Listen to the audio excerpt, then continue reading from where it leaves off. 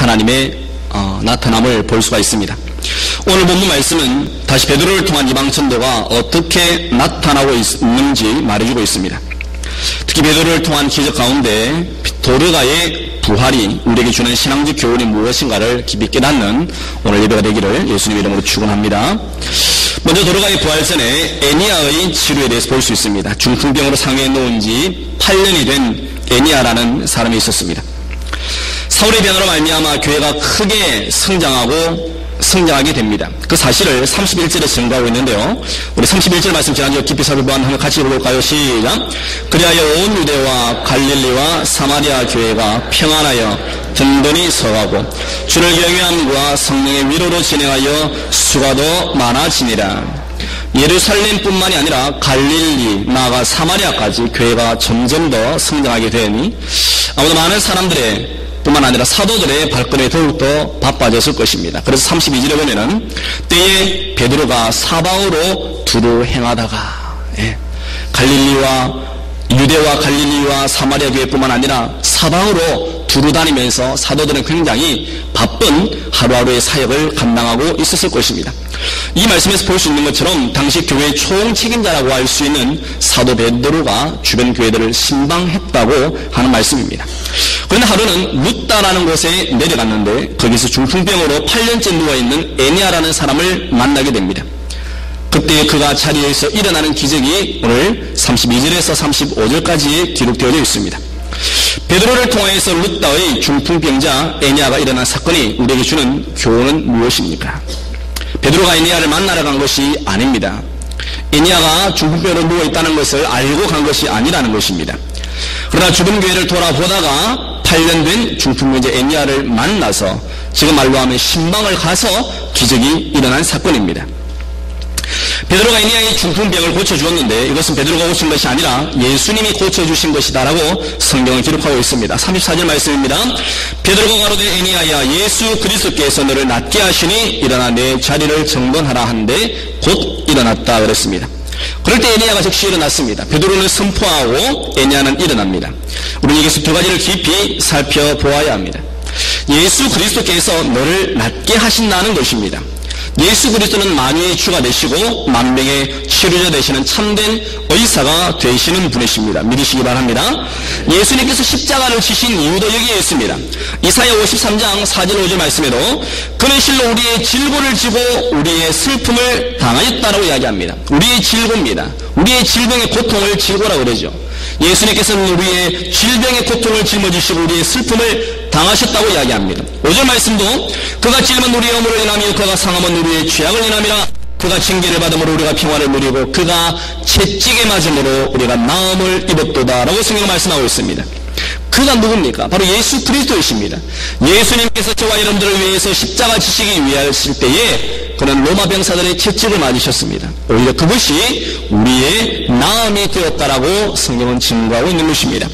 누가복음 7장 21절 말씀에도 마침 그 시에 예수께서 질병과 고통과 및 악귀 들린 자를 많이 고치시며 또 많은 소경을 보게 하신지라 그랬습니다. 우리에게도 오늘 이러한 믿음이 있어야 될 줄로 믿습니다. 베드로는 예수님이 병을 낫게 하신다라는 사실을 굳게 믿고 있었습니다. 중풍병으로 누운 지 8년이 된 자를 향하여서도 베드로는 예수님의 이름으로 선포한다면 일어난다라는 믿음이 그에게 있었다라고 하는 것입니다. 베드로는 에니야를 보았을 때에 사도행전 3장에 나오는 기사가 생각났습니다. 요한과 함께 성전으로 들어갈 때에 성전 미문에 앉아있는 38년 된 안진뱅이를 일으킬 때와 마찬가지로 그는 자신에게 있는 것이 아니라 자신에게 없는 것이 아니라 자신에게 있는 예수 그리스도의 이름으로 명할 때에 에니야가 일어날 수가 있었다라는 사실입니다. 사랑하는 성도 여러분, 우리 안에도 이러한 예수 그리스도의 이름이 날마다 운동력이 있어야 됩니다. 그래서 내 안에 있는 이름이 되어야 된다는 사실입니다. 내가 듣고 내가 알고 있는 이름이 아니라 내 안에서 살아서 역사하고 지금도 그 이름을 부를 때에 기적이 일어나는 그 이름이 내 안에 있어야 될 줄로 믿습니다. 사도 베드로는 그랬습니다. 내게 없는 것으로 내게 주노니 그랬습니다. 내게 있는 것으로 내게 주노니 죄송합니다. 나에게는 예수 그리스도의 이름 외에는 없다라는 것입니다. 네가 원하는 금과 은은 없지만 나에게 있는 것은 예수님의 이름이다. 오늘 에니야를 만났을 때에도 동일하게 그러한 믿음으로 나아가고 있는 것입니다. 34절 다시 보시면 에니야야 예수 그리스도께서 너를 낫게 하시니 일어나라 내 자리를 정돈하라. 베드로는 에니야에게 예수님께서 너를 낫게 하신다라는 믿음을 심어 주었던 것입니다. 베드로가 일으키는 것이 아니었습니다. 베드로가 기적을 일으키는 자가 아니었습니다. 예수 그리스도의 이름이라고 하는 것입니다. 오늘 모든 성도님들도 예수님의 이름으로 기적을 체험하시기를 바랍니다. 예수님의 이름에 능력이 있고 그 이름에 구원이 있음을 믿으시기를 바랍니다. 두 번째는 에니야가 곧 일어났다라는 사실입니다. 이 한마디의 명령에 일어나고 마는 것입니다. 에니야야 예수 그리스도께서 너를 낫게 하시니 일어나 내 자리를 정돈하라. 이 한마디가 에니야를 일어나게 하였다라는 것입니다. 단번에 중풍병이 떠나가고 나았다라는 사실입니다. 그러면 예수 그리스도의 능력은 단번에 즉각적으로 낫는다라는 것을 우리에게 가르쳐주고 있습니다. 물론 우리가 두 번, 세 번 기도해서 나을 수도 있습니다. 아니면 지속적으로 기도해서 조금씩 점진적으로 나을 수도 있습니다. 그러나 중요한 것은 믿음이 약하여지지 말아야 한다는 것입니다. 로마서 4장 20절 말씀에 믿음이 없어 하나님의 약속을 의심치 말고 믿음에 견고하여져서 하나님께 영광을 돌리며 라고 말합니다. 믿음이 없어서 하나님의 약속을 의심치 말라고 하는 겁니다. 에니야에게 베드로가 예수 그리스도께서 너를 낫게 하시니 일어나 내 자리를 정돈하라. 그 순간에 일어나는 영적 세계는 어떤 일이 일어났을까요? 바로 에니야 안에 믿음이 일어나는 것입니다. 아, 예수님께서 나를 일으키실 수 있구나라고 하는 그 믿음이 이 베드로의 한 문장 안에 그는 생겼다라고 하는 사실입니다. 사랑하는 성도 여러분, 아무리 주님의 말씀이 우리에게 임해도 우리가 믿음으로 반응하지 아니하면 하나님의 역사는 맛볼 수 없다는 사실을 기억해야 할 것입니다. 그래서 믿음이 없어서 하나님의 약속을 의심치 말고 믿음이 견고하여져서 하나님께 영광을 돌리라 그랬습니다. 예수님께서 우리에게 겨자씨만한 믿음만 있어도 산을 걸어서 바다에 빠뜨릴 수가 있다라고 말씀하십니다. 겨자씨만한 믿음만 있어. 사랑하는 성도 여러분, 이렇게 주님의 말씀이 임할 때에 여러분의 믿음이 날마다 자라기를 예수님 이름으로 축원합니다. 믿음은 들음에서 나고 들음은 그리스도의 말씀이라고 성경은 우리에게 가르쳐 주셨습니다. 그럼 우리가 예수 그리스도의 말씀을 들을 때에 우리는 믿음이 날마다 생기고 이 믿음이 우리가 하루하루를 살아가는 넉넉한 힘이라는 사실을 믿으시기를 예수님 이름으로 축원합니다.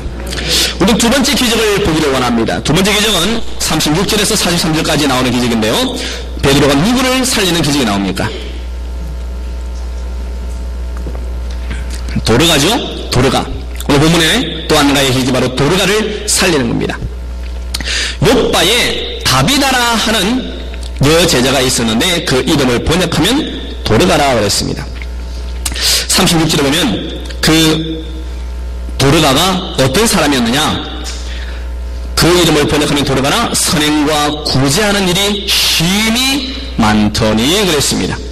욥바는 예루살렘에서 서쪽으로 약 56km 지점인 지중해 연안에 위치한 팔레스타인의 유명한 항구 도시입니다. 그리고 오늘날 이름도 여전히 욥바입니다. 야파라고 하는 욥바 그대로 쓰고 있습니다.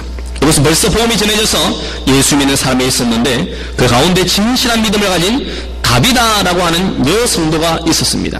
그런데 성경은 그를 여성도라 하지 아니하고 다비다를 어떻게 부르고 있습니까? 여제자라고 부르고 있습니다. 또한 그 이름을 번역하면 도르가라 그랬는데 이 도르가는 다비다라는 이름은 그 당시에 널리 통용되던 아람어의 이름이고 도르가라는 것은 헬라식 이름인데 뜻은 영양입니다. 영양 뭔지 아십니까? 사슴 같은 종류입니다. 사슴이나 영양을 이야기합니다. 그래서 번역하면 사슴이라 이렇게 해야 되는데 자기들은 알아듣는 단어로 도르가라 그렇게 번역을 했다는 것이죠. 근데 이 여제자 다비다 즉 도르가는 선행과 구제하는 일이 심히 많았다. 여러분 사도행전 이제 앞으로 살펴보게 될 고넬료가 제가 말씀을 드렸는데 고넬료가 하나님께 상달된 것이 두 개가 있다고 그랬습니다. 뭐라고 그랬습니까? 기도와 구제가 상달되었다고 그랬습니다.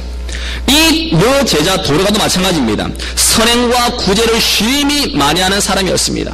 그는 하나님께 이 선행과 구제가 상달되는 사람이었다라는 것입니다. 이 이 말은 도르가가 적당히 구제와 선행의 신용을 한 것이 아니라 아주 헌신적인 태도로서 최선을 다하고 구제와 선행을 베풀었다라는 것을 의미하는 것입니다. 그래서 즉 도르가는 믿음과 행함이 일치하는 참된 신앙의 삶을 살았던 것입니다. 야고보서 2장 17절에는 이와 같이 행함이 없는 믿음은 그 자체가 죽은 것이라고 그랬습니다. 22절은 내가 보거니와 믿음이 그의 행함과 함께 일하고 행함으로 믿음이 온전케 되었느니라 그랬습니다. 그래서 이 도르가는 그 대표적인 선행과 구제의 예가 무엇입니까? 형편에 어려운 과부들을 위해서 손수 옷을 지어 입힌 일입니다. 이것은 정말로 큰 애정과 수고 없이는 하기 힘든 선행이었습니다. 도르가는 이와 같은 일을 힘났는 데까지 기꺼이 했습니다. 정녕 그녀는 바로 하나님께 구제와 선행의 은사를 받은 요빠 교회에 꼭 필요한 아름다운 성도였습니다. 그래서 누가는 이 사도행전을 기록한 누가는 다비다를 여제자라고 부르고 있습니다. 여러분 성경에 보면 남자들에게는 제자라는 단어를 많이 씁니다. 그죠? 제자, 사도라는 말을 참 많이 쓰는데 여자에게는 제자라는 단어를 한 번밖에 쓰지 않습니다. 그 한 번이 어디에 있습니까? 방금 여기 아닙니까? 한 번이라고 했는데 그걸 생각을 하셔야 되겠습니까?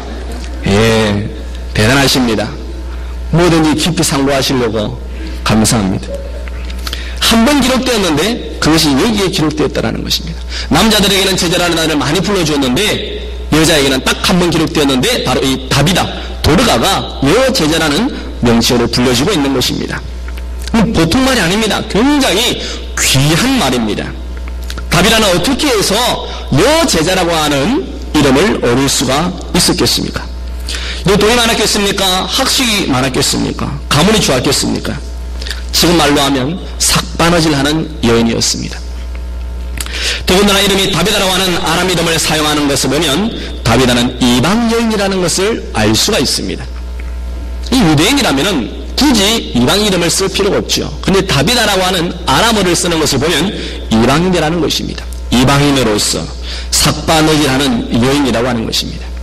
그런 그가 귀한 여제자로 불려진 데 대해서는 바로 열심 있는 선행과 구제로 일궈낸 삶의 신앙의 열매였다고 하는 것입니다. 우리 주님께서도 성도를 볼 때에 무엇을 보시느냐? 무엇을 보실까요? 열매를 보십니다. 사람의 열매를 봅니다. 사람의 말에 있는 것이 아닙니다. 열매에 있는 것입니다. 그래서 하나님께서도 우리에게 하나님 나라는 말에 있지 아니하고 능력에 있다고 그랬습니다. 말로는 죽은 사람도 다 살립니다. 병자도 다 일으킵니다.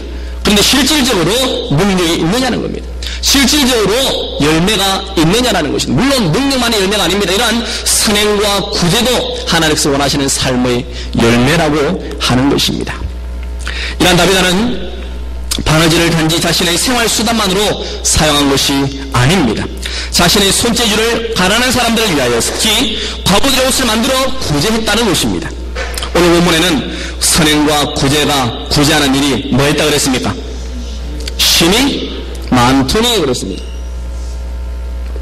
심이 많다. 그럼 여기서 많다라고 하는 많다라고 하는 말은 그냥 단순히 숫자적으로 많다라는 말이 아닙니다. 여러분 영어 성경을 보시면 always라는 단어를 씁니다. 그것은 선행과 구제가 시간 나고 틈나면 짬짬이 한 것이 아니고 항상 했다라고 하는 것입니다. 언제나 자나깨나 남을 돕는 사람, 항상 먼저 남을 생각하는 사람이 바로 다비다, 도르가였다라고 하는 것입니다. 자기 것을 챙기는 것보다 남주기를 더 좋아하는 사람이라는 말입니다. 당시 이러한 사람들은 사회의 가장 소외된 계층이었습니다. 다비다가 자신들을 알아주며 옷을 만들어주니 얼마나 기쁘겠습니까? 주님께서도 고아와 과부를 돌아보라고 그랬습니다. 아주 사회적 신분으로는 소외된 계층이었습니다. 그런데 이 도르가는 바로 이러한 사람들을 돌보며 섬겨주었다라고 하는 것입니다. 이러한 도르가가 자신의 몸은 돌보지 않고 가난한 이웃을 위해서, 가난하고 소외된 사람들을 위해서 돌보느라 중환병이 생겨서 결국 숨을 거두고 만 것입니다. 우리는 도르가의 신앙의 삶이 얼마나 아름다운지 그가 죽은 후에 증가가 드러납니다. 이런 사람이 살아있을 때와 살아있을 때보다도 죽었을 때에 더 간증을 남겨야 되는 것입니다. 사람은 죽어서 간직을 남긴다는 말을 했습니다. 하나님 나라에 기념책이 있다고 말씀을 드렸습니다. 말라기 3장 16절 말씀에 그때의 여호와를 경외하는 자들이 피차에 말하면 여호와께서 그것을 분명히 들으시고 여호와를 경외하는 자와 그 이름을 존중히 생각하는 자를 위하여 여호와 앞에 있는 기념책에 기록하시느니라 그랬습니다. 하나님 나라는 세 권의 책이 있습니다. 생명책과 행위록과 기념책이 있습니다. 생명책에는 구원 얻은 사람들만이 적혀 있습니다. 행위록에는 우리의 삶에 대해서 낱낱이 기록되어 있습니다. 기념책에는 하나님 앞에서 기념될 만한 것들만, 하나님께서 인정하시는 것들만 기록되어 있습니다. 바로 다윗의 삶은 하나님 나라의 기념책에 기록된 삶을 살았다라고 하는 것입니다. 사람은 그가 어떻게 살았는지 그가 죽은 후에 보면 알 수 있습니다. 인생의 평가는 그 사람의 죽음 후에 값지게 매겨지는 것입니다. 도로가가 죽자 그를 애도하는 사람들은 죽은 그의 시체를 두고는 어쨌든지 그를 살려보고자 기도했을 것입니다. 그런데 베드로 사도가 그 근처 룻다에 있다는 소문을 듣고 사람을 보내어 데려오게 한 것입니다. 여러분, 주위에 있는 사람들이 이 죽은 시체를 놓고 다비다를 놓고 왜 베드로를 불러오게 할까요? 장례식을 치러달라고 불러오게 할까요? 아닙니다. 그 주위에 있는 사람들은 베드로가 와서 이 죽은 다비다를 살릴 수 있다라는 믿음이 있었다라고 하는 것입니다. 그래서 주위의 사람들도 동일한 믿음이 있었다라고 하는 것입니다. 여러분, 예수님께 자기의 친구를 데리고 간 중풍병자를 데리고 간 친구들을 알지 않습니까? 예수님에게 갈 수 없으니까 지붕을 뜯어내어서라도 그 친구를 달아내는 것입니다. 왜 그랬습니까? 믿음이 있었기 때문에 그렇다라는 겁니다. 여러분 옆에 있는 성도들, 여러분과 함께 교제하고 있는 성도들이 큰 믿음 있는 성도들 되기를 바랍니다. 믿음 있는 성도들과 이야기하면 믿음이 점점 더 자랍니다. 근데 믿음 없는 성도들과 이야기하고 교제하면 내 있던 믿음도 사라져버리고 마는 것입니다. 우리 부함에게 모든 성도들은 서로 교제할 때 믿음이 성장하는 성도들 다 되기를 예수님의 이름으로 축원합니다. 이렇게 베드로가 룻다에 있다는 것을 알고 사람들을 룻다에 보내었습니다. 그래서 데려오게 합니다. 그리고 39절 하반절에 보면은 도로가가 저희와 함께 있을 때에 지은 속옷과 겉옷을 다 내어 보이거늘 그랬습니다. 이게 무슨 말입니까? 평상시에 자신들에게 베풀어준 구제의 손길이 얼마나 많았으면 죽은 후에도 이렇게 실물로 증언을 하고 있는 것입니다. 그냥 한 번 쓰고 사라져버릴 정도가 아니라 넉넉하게 도로가는 베풀어 주었다라고 하는 것입니다. 그래서 베드로가 왔을 때에 그에게 지어진 겉옷과 속옷을 가져와서 이것을 보십시오. 베드로 사도님, 이 도로가가 우리를 위해서 지어진 옷들입니다. 수많은 사람들이 와서 자기에게 베풀어준 그 선행과 구제에 대해서 증거하고 있는 것입니다. 도로가가 죽었을 때 사람들은 아까운 사람이 죽었으니 장례식이나 거창에 치러져야 되겠다, 그렇게 생각하지 않았습니다. 도로가가 얼마나 아까운 사람이면 그들은 죽음 앞에서도 물러서지 아니하고 도로가를 살릴 수 있도록 그들은 방법을 찾고 있었던 것입니다. 다시 살아야 할 가치가 있는 삶을 도로가는 살았던 것입니다. 바로 그것이 도로가를 다시 살아나게 한 이유라고 성경은 우리에게 깨닫게 하는 것입니다.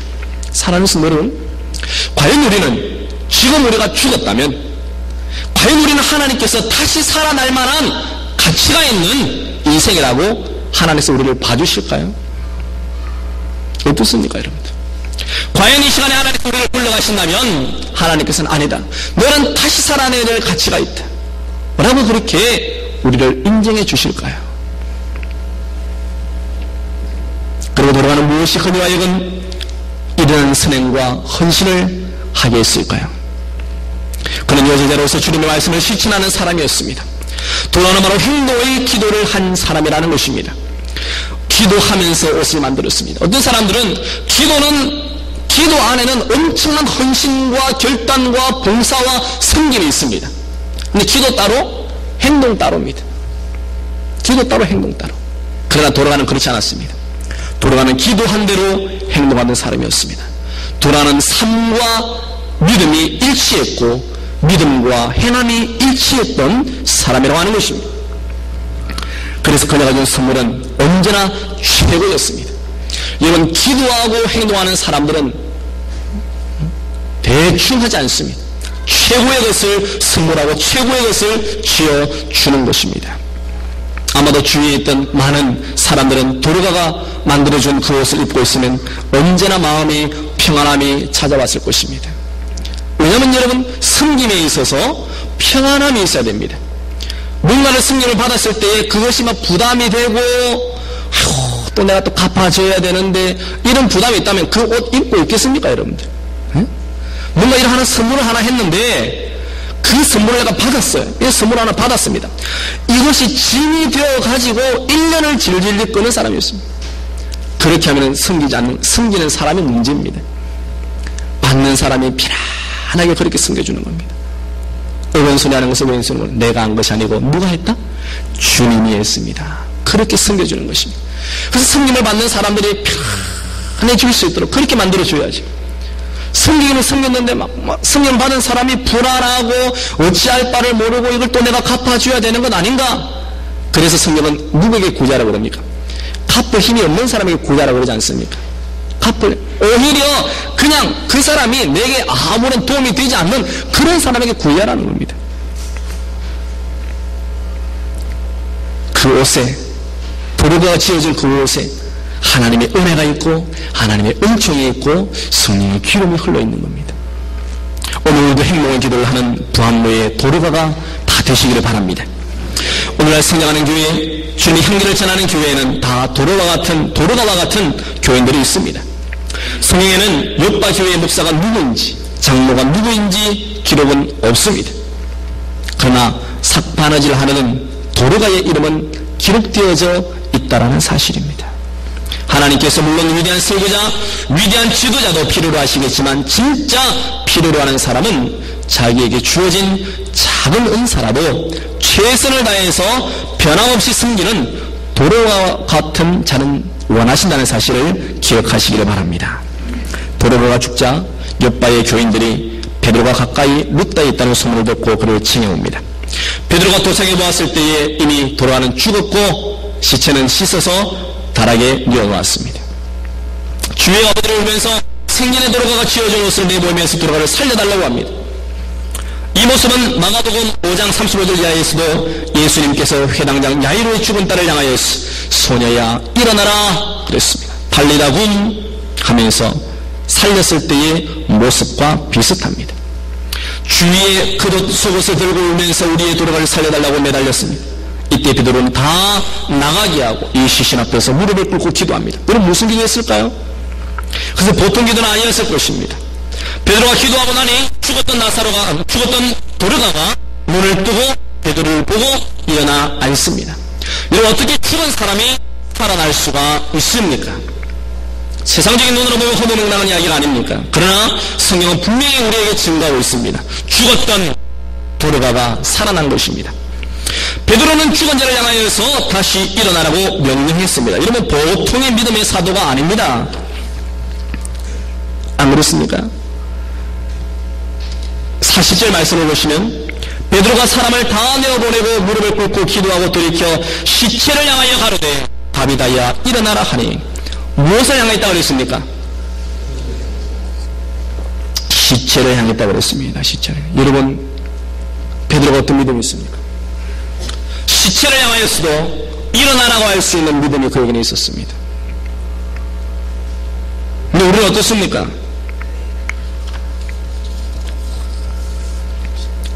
우리의 기도 수준은 될 수 있는 것 기도합니다. 아십니까? 될 수 있는 것, 가능한 것 기도합니다. 일어나지 않을 일 같은 것은 기도를 못합니다. 왜? 믿음이 없기 때문에 그렇습니다. 그러나 베드로에게는 하나님의 능력에 대한 믿음의 확신이 있었습니다. 하나님은 어떤 분이십니까? 로마서 4장 17절에 기록된 바 내가 너를 많은 민족의 조상으로 세웠다 하심과 같으니 그의 믿음 바 하나님은 죽은 자를 살리시며 없는 것을 있는 것 같이 부르시는 이시니라. 한번 따라하겠습니다. 하나님은 죽은 자를 살리시며 없는 것을 있는 것 같이 부르시는 이시니라. 네? 하나님은 죽은 자도 살리시고 없는 것을 있는 자같이 부르시는 분이에요. 베드로에게도 동일한 믿음이 있었습니다. 시체를 향하였어도 들을 수 없고 느낄 수 없고 생각할 수 없고 반응할 수도 없었던 시체를 향하여서 일어나라라고 말할 수 있는 믿음이 베드로에게 있었던 것입니다. 사랑하는 성도 여러분, 왜 우리에게 이러한 성경이 기록되어 있습니까? 주님께서 우리에게도 이러한 믿음이 일어나기를 원하시는 것입니다. 시체를 향하여서도 명령할 수 있고, 죽은 상황 가운데서도 명령할 수 있고, 없는 가운데서도 있는 자같이 부르시는 주님과 같이 그런 믿음을 우리에게 요구하고 있는 것입니다. 예레미야 32장 17절에도 슬프도소이다 주 여호와여, 주께서 큰 눈과 두신 팔로 친지를 지으셨사오니 주에게는 능치 못한 일이 없으시니이다. 이러한 하나님의 능력을 믿으시기를 축원합니다. 우리도 베드로처럼 바울처럼 죽은 자를 다시 살리시는 하나님을 의뢰하는 기도를 하는 교회가 되기를 바랍니다. 굳이 우리가 죽은 시체들만을 찾아다닐 이유는 없습니다. 그러나 우리의 상황 가운데 죽음과 같은 상황이 얼마나 많습니까? 여러분의 힘으로 할 수 없는 일들, 아니 우리의 모든 일들이 우리의 힘으로 할 수 없는 것 아닙니까? 여러분의 힘으로 할 수 있는 것이 무엇이 있습니까?